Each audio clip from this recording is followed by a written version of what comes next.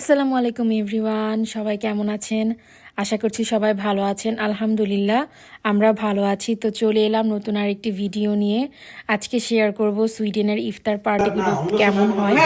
তো আমরা গিয়েছিলাম একটা ইফতার পার্টিতে, একটা আপুর বাসায়।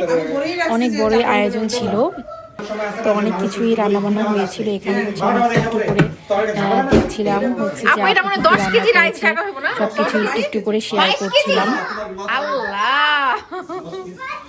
মাশাআল্লাহ। তো ইফতারের আয়োজনে সবকিছুই ছিল একদম আলুর চপ হতে ধরে বেগুনি, পেঁয়াজু, ছোলা বুট ভুনা। তারপরে রাতের ডিনারে ছিল হচ্ছে বিফ তেহারি, যেটা একটা অনেক বড় একটা যে ড্যাগ দেখলেন, সেটার মধ্যে হচ্ছে তেহারির যে মাংসটা সেটা রান্না করা হয়ে গিয়েছিল। আর ছিল বাচ্চাদের জন্য একদম হোল চিকেনটা একটু ঝাল কম দিয়ে গ্রিল। তো এই ছিল ইফতারের আয়োজন। খাবারগুলো অনেক বেশি মজা হয়েছিল। আর লাস্টে ছিল হচ্ছে শরবত। শরবতটা ছিল রুহ আফজার আর লেবু দিয়ে। এটা শরবতটাও খেতে খুব বেশি মজা হয়েছিল।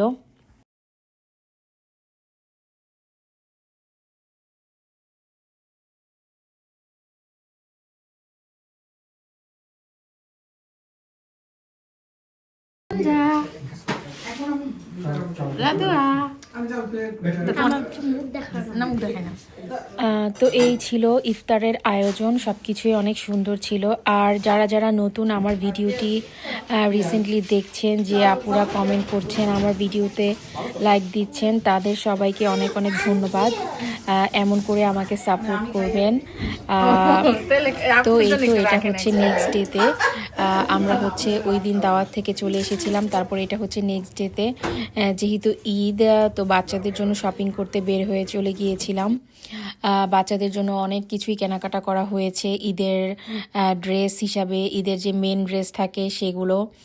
আর কিছু বাংলাদেশ থেকেও মানে মানে ড্রেস আনা হয়েছিল, ওগুলো ঈদের জন্য আর কি হচ্ছে আমি রেখে দিয়েছিলাম।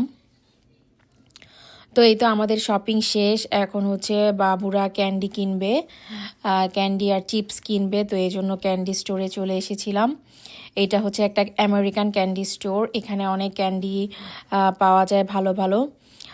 তো এই তো বাসায় চলে এসেছি। আজকের ভিডিওটি এই পর্যন্তই।